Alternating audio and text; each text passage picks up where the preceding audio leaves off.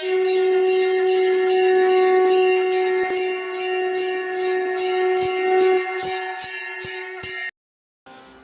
ஸ்ரீ குருப்யோ நமஹ. ஓம் கம் கணபதையே நமஹ. நம்ம ஸ்ரீநிகேதன் முளைதளம் வாயிலாக முருகப்பெருமானுடைய சஹஸ்ரநாமத்திலிருந்து தினம் ஒரு நாமாவளியை சிந்திச்சுட்டு இருக்கோம்.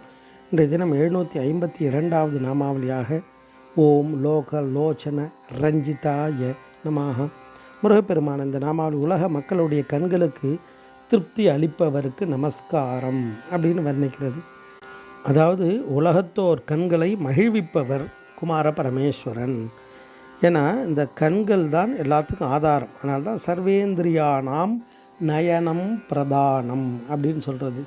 அப்பர் சுவாமிகள் அழகாக வர்ணிப்பார். கண்கால் காண்மீன்களோ கடல் நஞ்சுண்ட கண்டன் தனை என் தோல் வீசி நின்றாடும் பிரான் தனை கண்கால் காண்மீன்களோ அப்படின்னு கண்ணை பார்த்து பாடுவார்.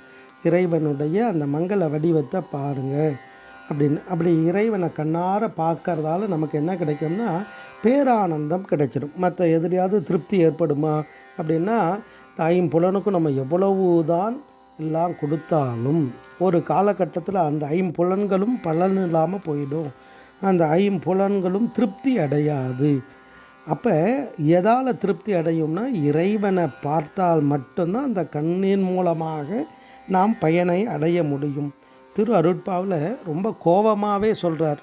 இறைவனை பார்க்க விரும்பாத அந்த கண்களை எப்படி சொல்கிறாருன்னா, தென்னீர் முடியானை காணார் தக்கன் இருள் சேர் குருட்டு கண்ணீர் சொரிந்த கண் காசக்கண் புன்முளைக்கண் நகக்கண் புன்னீர் ஒழுகுங் கோடுங்கண் பொறாமைக்கண் புன்கண் வன்கண் மண்ணீர்மை புற்ற கண் மாமணி நீத்த கண் மாலை கண்ணே கந்தா நின் திருமேனி காணாத கயவர்கண் கலநீர் சொரிந்த அழுகன் மெய்யனின் திருமேனி கண்ட புண்ணியர் கண்கள் மிச்ச ஒளிமேவு கண்கள் அப்படின்னு திருவருட்பால வர்ணிப்பார்.